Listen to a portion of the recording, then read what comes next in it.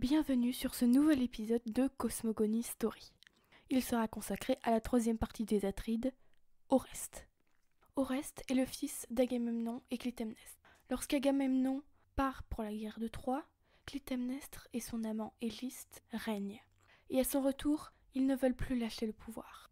Clytemnestre, désirant venger la mort de sa fille, tue Agamemnon avec l'aide de son amant.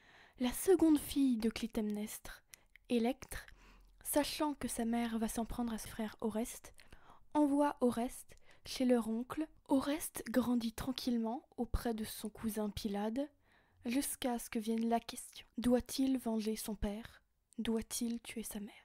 Pylade lui conseille d'aller voir l'oracle d'Apollon, la Pythie de Delphes. Elle lui répond que, en effet, il doit venger la mort de son père. Pylade et lui retournent à Mycène. Oreste retrouve sa sœur Électre, servante dans le palais. Il se fait passer pour un messager apportant la nouvelle de la mort d'Oreste. Voyant que sa mère est heureuse de sa mort, il tire son épée et la tue. Et il tue ensuite Élyste. Il fait brûler le corps de sa mère et, étant le fils d'Agamemnon, il prend sa place sur le trône de Mycène. Là arrivent les Érynies. Les Érynies sont trois créatures vengeresses. Souvent comparées aux harpies, elles ont des ailes noires, portent des torches et des fouets. Elles se nomment Mégère, Alecto et Tisiphone. Elles poursuivent Oreste pour son crime. Elles le rendent fou. Décidant de retourner voir Apollon, puisque c'est celui-ci qui l'a incité à tuer sa mère, il se rend à Delphes. Apollon conseille d'aller voir Athéna, sa demi-sœur, déesse de la sagesse. Arrivé à Athènes, Oreste se jette aux pieds de la statue d'Athéna, la suppliant de l'écouter. Athéna apparaît alors et convoque un tribunal pour juger Oreste. S'appellera l'Aréopage. L'Aréopage est réunie. Oreste est jugé. Arrive le moment du verdict.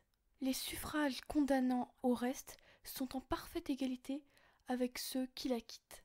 Athéna, qui s'est exprimée en sa faveur, prononce donc son acquittement. Elle demande aux Érynies de se montrer conciliantes.